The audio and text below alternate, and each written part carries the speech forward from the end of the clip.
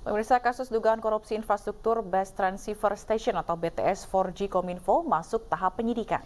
25 saksi diperiksa Kejaksaan Agung atas kasus yang merugikan negara hingga 1 triliun rupiah.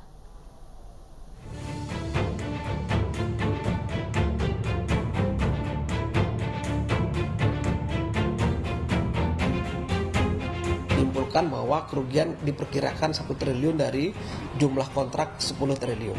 Kalau terkait dengan BTS, ini bukan soal korupsi, kita itu masa pastikan dia korupsi.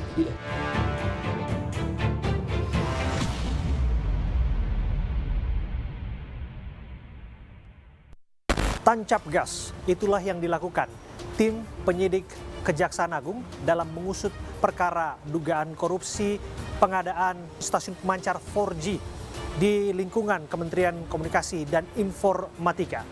Kejaksaan Agung di sini bisa menjadi epicentrum yang menggetarkan publik apabila berhasil mengungkap aktor kejahatan kerah putih yang diduga merugikan negara 1 triliun rupiah.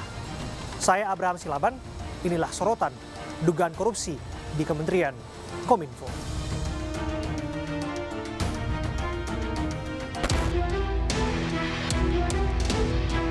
Kejaksaan Agung tancap gas memeriksa 4 orang saksi terkait kasus dugaan korupsi penyediaan infrastruktur Base Transceiver Station 4G di Kementerian Komunikasi dan Informatika tahun 2020-2022. Pasalnya, kasus pengadaan stasiun pemancar tersebut sudah naik penyidikan sejak awal November 2022.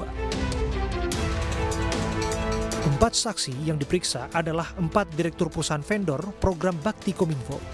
Mereka adalah Faisal Novianto, Direktur Utama PT Media Telematika Jaya, Roni Dosonugroho, Direktur PT Adiwinsa Telecommunication, RA, Direktur PT Simetri Contracting Indonesia, dan AI, Direktur PT Kedung Nusa Buana.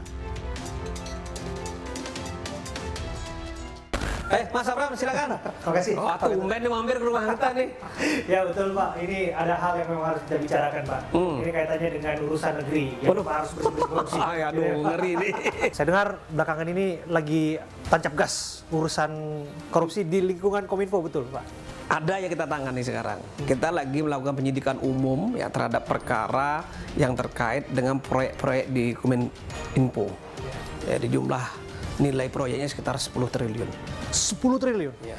Saya dengar juga nggak tanggung-tanggung potensi kerugian negara. Bisa sampai 1 triliun, betul Pak? Jadi potensi kerugian menurut perhitungan penyidik sementara, tapi belum clear ini. Karena kami harus konsultasi dulu dengan ahlinya, BPKP, ya Ahli Keuangan Negara, Ahli Kerugian Negara, ya. Itu sementara penyidik masih menyimpulkan 1 triliun. Kemungkinan lebih. Saya dengar beberapa saksi sudah diperiksa, puluhan saksi, termasuk ada 4 direktur perusahaan vendor pengadaan infrastruktur yang dimaksud. Nah begini, kita sudah sampai saat ini sudah memeriksa hampir 25 saksi. 25 ya? 25. Dan sebagian dari teman-teman Kominfo, ya vendornya kita ada 9 yang sudah kita periksa vendornya. Dan kita sudah melakukan penggeledahan, Mas. Di beberapa tempat. 2 kali kita melakukan penggeledahan ya. Kira-kira 25 Oktober yang lalu sama 31 Oktober yang lalu. Jadi di 9 vendor yang kita geledah dan 1 di Kementerian Kominfo. Oke. Pak Ketut, balik lagi saya harus mendalami soal potensial suspek. Mau tidak mau ya. Karena ini kan kasus sudah penyidikan. Publik akan bertanya, siapakah yang bertanggung jawab di sana?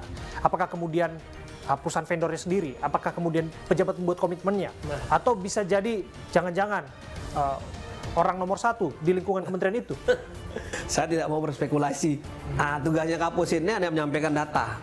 Tapi yang jelas siapapun yang bertanggung jawab terkait proses, ya, terkait pelaksanaan, terkait juga perencanaan itu mau tidak mau harus dipertanggungjawabkan. Dalam pengusutan perkara dugaan korupsi BTS 4G, Kejaksaan Agung sudah lebih dulu menggeledah kantor Kementerian Kominfo untuk mengumpulkan bukti-bukti. Selain itu, tim penyidik juga telah menggeledah kantor PT Adiwinsa di Jalan Pegangsaan 2, Jakarta Utara. Menariknya, hampir seluruh pejabat Kominfo menolak mengomentari proses hukum yang sedang berjalan, termasuk Menteri Komunikasi dan Informatika Johnny G. Plate yang irit bicara mengenai dugaan korupsi di lingkungan kementeriannya. Nah, kalau terkait dengan BTS, ini bukan soal korupsi, kita itu masa pastikan dia korupsi. Pembangunan dan mengoperasikan infrastruktur telekomunikasi wilayah terdepan, terluar, tertinggal atau 3T itu dilaksanakan melalui Badan Layanan Umum. Badan Layanan Umum itu ciri khas ya mempunyai kewenangan manajemen sendiri. Berbeda dengan satker-satker lain. Ya. Satuan kerja lain yang di bawah Direktorat Jenderal atau Sekretariat Jenderal. Apakah betul kerugian negara 1 triliun bisa bertambah? Lantas mengapa kasusnya baru dibuka sekarang? Ikuti penelusuran selanjutnya.